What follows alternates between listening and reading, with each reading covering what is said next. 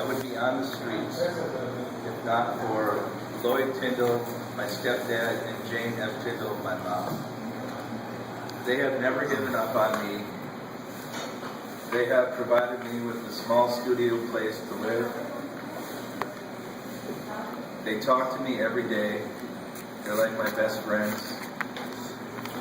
And without them, I couldn't make it. And I told Mom I would. My mom. I told my mom that I would say that. And she said, "Just do your best, Aaron. God's on your shoulder, and for whatever that means to you guys. But I think your higher power can be the door handle out there." But she said, "Just talk about what you know, and the rest will fall into place." So I started to get a little bit better progressively to the point where I wasn't thinking about my anxiety, feeling as much anxiety when I started planning for the speech.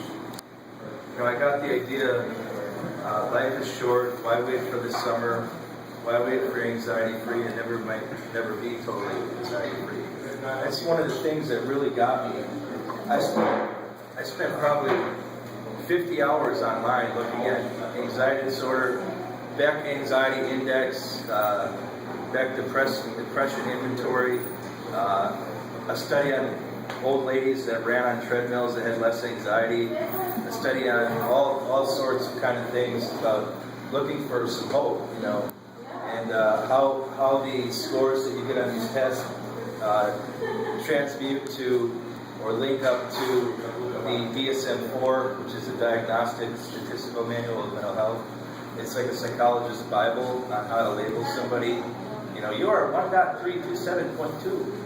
Actually, my name's Aaron.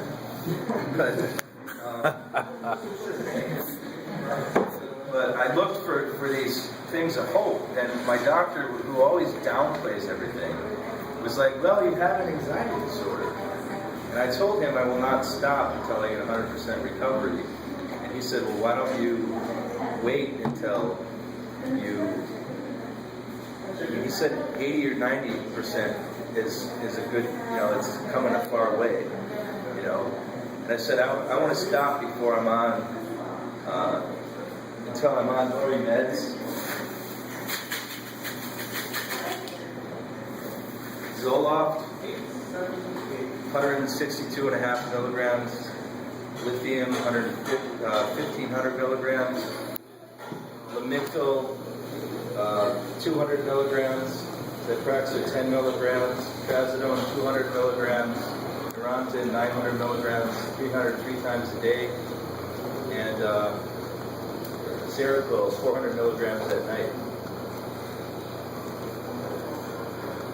Well, I wish somebody would have told me when I started taking this medication that there would be sort of an easy way when I got better to get off of it. I'm not going to take the psychiatric or psychological industry, whatever you call it.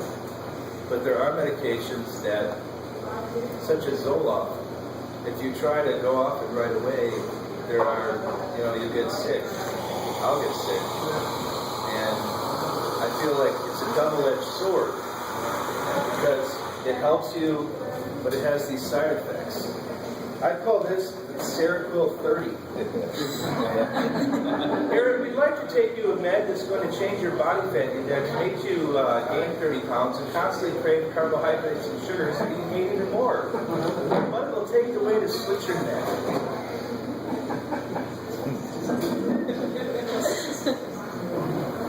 Underneath this is the Depakote 20. Yeah. I believe it should be called Depaplote.